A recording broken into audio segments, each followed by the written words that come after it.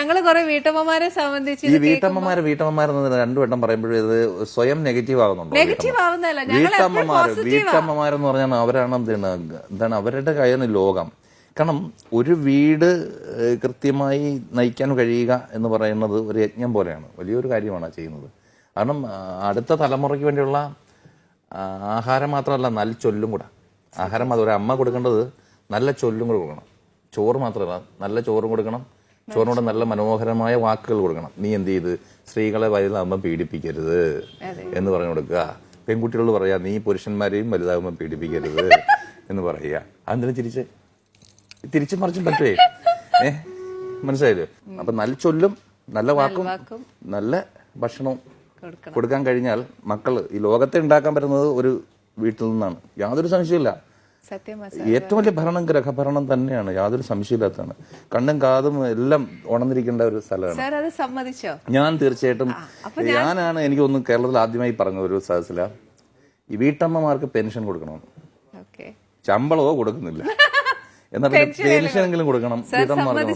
തീർച്ചയായിട്ടും ഞാൻ സമ്മതിക്കുന്നു. ഞാനാണ് മിനിസ്റ്റർ എങ്കിലും ചെയ്യും. അപ്പൊ ഈശ്വരന്റെ നൽ സൃഷ്ടിയാണ് സ്ത്രീ. ഈശ്വരൻ തന്നെ സ്ത്രീയാണ്, അതറിഞ്ഞൂടെ? ആരും പേരിട്ട് വിളിച്ചാണ് പുരുഷനെന്ന്. അതെനിക്കറിയത്തില്ല. എന്നാ ഈ ലോകത്ത് ആദ്യം ഈ ഞങ്ങളുടെ ഹിന്ദു രീതിയിൽ വെച്ചിട്ട് പറഞ്ഞല്ല, പല കഥകളുണ്ട്. അതിലൊരു കഥയില ഈ മൂന്നുപേരെയും പ്രസവിച്ചത് അമ്മയാണ്, പരാശക്തി എന്ന ശക്തിയാണെന്നാ പറഞ്ഞത്. ആ ശക്തി ജനിച്ചു കഴിഞ്ഞിട്ട് ഈ ശിവനാണ് ഇവരെ കൊന്നു കളഞ്ഞു, മീൻസ് അമ്മയെ, സ്വന്തം അമ്മേനെ എരിച്ചു കളഞ്ഞു എന്നാണ്. അത് പുള്ളിയുടെ ജോലി അതായിരിക്കുന്ന ജോലിയാണ്, സംഹാരം. അതുകൊണ്ട് അങ്ങനെ ആ ഒരു ദേവിയാണ്, ഓൾമൈറ്റി എന്ന് പറയുന്നത് ഒരു എന്താണ് ഫീമെയിലാണ് എന്ന സങ്കല്പമുണ്ട് നമുക്ക്. നമ്മുടെ ശക്തി എന്ന ശക്തി സേവ തന്നെ ഉണ്ട് നമുക്ക്. അവിടെയാണ് പറയുന്നത്, എത്ര നാര്യസ്ത്വ പൂജ്യം തത്ര പ്രസാദോ ദേവത. എവിടെയാണോ നാരിയെ പൂജിക്കുന്നത്, അവിടെയാണ് ദേവതകൾ പ്രസാദിക്കുന്നത്. മനസ്സിലായില്ലേ? അപ്പൊ നിസ്സാര കാര്യമല്ല അത്. അപ്പൊ അമ്മമാര് വലിയ പൂജിച്ച നാടാണിത്. പിന്നെ അമ്മമാര് പൂജിക്കേണ്ട സ്ഥലത്ത് ഇരിക്കണം, പോയി വേറെ എവിടെയെങ്കിലും പോയി ഇരിക്കരുത്. അല്ല, അമ്മമാർ അവിടെ ഇരുന്നാലേ ആ സ്നേഹം അത് കിട്ടുള്ളൂ എന്നുള്ളതാണ്. അമ്മയെന്ന് പറഞ്ഞാൽ അമ്മ കൊടുക്കേണ്ട ചില പാഠങ്ങളുണ്ട്. അമ്മ ഒരിക്കലും അച്ഛനാവരുത്. അമ്മ തന്നെ ആയിരിക്കണം. എന്താണ് അമ്മ സ്നേഹത്തിന്റെ കോടതിയാണ്. അമ്മ കോടതി തന്നെ, പക്ഷെ സ്നേഹത്തിന്റെയാണ് കോടതി. സ്ത്രീക്ക് ഒരേ ഒരു ദൗർബല്യമുള്ളൂ, ഒരേ ഒരു ശക്തിയുള്ളൂ. രണ്ടും ഒന്നാ. ദൗർബല്യം ഒന്നാണ്, ശക്തി ഒന്നാണ്, അത് സ്നേഹമാണ്. അടിസ്ഥാനമായ അതാണ് അതിന്റെ പ്രശ്നം. നിങ്ങളുടെ ദൗർബല്യം അതാണ്, നിങ്ങളുടെ ശക്തിയും അതാണ്. അതെങ്ങനെ ഉപയോഗിക്കാന്നുള്ളതാണ്. ഒരാളെ ദുർബലമാക്കുന്നു സ്നേഹം, സെയിം സമയം മഹാശക്തിയാക്കുകയും ചെയ്യും. നല്ലതിന് വേണ്ടിയാവട്ടെ, നല്ലതിനാണ്, എല്ലാ കാലത്തും നല്ലതിന് വേണ്ടിയാണ്. അമ്മമാരിൽ നിന്നാണ് ഈ ലോകത്തിന്റെ നന്മ തുടങ്ങുന്നത്. ഒരമ്മ പഴിച്ചാൽ ഒരു 80 കൊല്ലം പിഴച്ചെന്നാ പിന്നത്തെ. കാരണം ഒരമ്മ പഴിച്ചാൽ മക്കളെന്ന് പറയുന്നവരും പിഴയ്ക്കുമല്ലോ. അപ്പൊ ഒരു 80 കൊല്ലം 100 കൊല്ലം ഇവിടെ ജീവിച്ചിരിക്കുന്ന 2 തലമുറ പിഴച്ചു പോകുന്നതാണ്. അതുകൊണ്ട് ഒരു കുടുംബം, അടുക്കള എന്ന് പറയുന്നത് നല്ല ചൊല്ലിന്റെയും നല്ല വാക്കിന്റെയും നല്ല ഭക്ഷണത്തിന്റെ. ഒരിക്കൽ ഞാൻ കഞ്ഞി കുടിക്കുന്നു. അപ്പൊ എന്റെ കൂട്ടുകാരനെ, കുറച്ച് പ്രായമുള്ള ആളാണ്. അപ്പൊ അദ്ദേഹത്തിന്റെ നാട്ടിൽ പണ്ടുണ്ടാക്കിയ ഒരു ചമ്മന്തിയെ കുറിച്ച് പറഞ്ഞു. അത് പറഞ്ഞു തിരികെ ഞാൻ കഞ്ഞി കുടിച്ചു കഴിയുകയും ചെയ്തു, വിത്തൗട്ട് ചമ്മന്തി.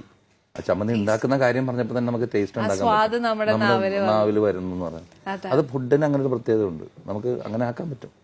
എന്താണ് പിന്നെ നാളെ മകനെ എന്താക്കണം എന്ന് ചോദിച്ചാൽ, അവനെ ഒരു കൃഷിക്കാരനാക്കണമെന്ന് ഒരച്ഛനും അമ്മയും പറയാൻ തുടങ്ങിയിട്ടില്ല.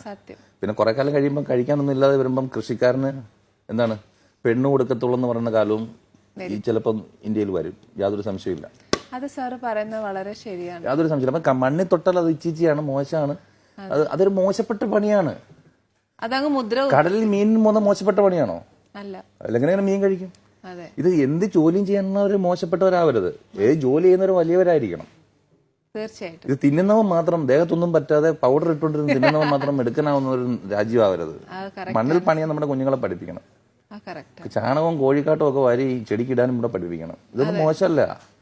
ഇതൊക്കെ നമ്മളെ കൊന്നുകളെ ഇത് വന്ന് പിടിച്ച് തിന്നുകളെന്നൊക്കെ നമ്മൾ വിചാരിക്കുന്നത് മാറ്റിയിട്ട് ഭക്ഷണത്തെ സ്നേഹിക്കുന്നെങ്കിൽ നമ്മൾ മണ്ണിനെ സ്നേഹിക്കണം. മണ്ണിന്റെ ഉർവരതയിൽ നിന്നാണ് നമുക്ക് ഓരോ സ്വപ്നം പോലെ, മണ്ണിന്റെ സ്വപ്നം പോലെ പൂത്തു വരുന്നതാണ് അരിയും ഗോതമ്പും ഒക്കെ. കുട്ടികൾക്കെല്ലാം മനസ്സിലാവേണ്ടത്. ഇത് കടയിൽ നിന്ന് വരുന്ന ഒരു സാധനമായിട്ടല്ലേ നമ്മൾ മനസ്സിലാക്കുന്നത്. സാറ് പറഞ്ഞത് വളരെ 100% ശരി. എന്നെ പോലത്തെ കുറെ അമ്മമാർക്ക് ഈ വാക്കുകൾ മിസ്സായി പോയിട്ടുണ്ട്. ഇപ്പൊ ഞങ്ങളുടെ കുഞ്ഞുങ്ങൾക്ക് ഇത്രയും പോലും പകർന്നു കൊടുക്കാൻ ഞങ്ങൾക്ക് സാധിച്ചിട്ടില്ല. ഞാൻ പറഞ്ഞല്ലോ, കറിക്കൂട്ട് പെട്ടി മുതൽ നമ്മൾ പറഞ്ഞു കഴിഞ്ഞു. ഒരു അമ്മമാർക്ക് ചെയ്യാൻ പറ്റുന്ന കാര്യങ്ങൾ എവിടെ ഉണ്ട്? ഒരു ഗ്രഹവൈദ്യം, മുതൽ അടുക്കളയിൽ നിന്ന് തുടങ്ങാവുന്നതേ ഉള്ളൂ ഇതല്ല.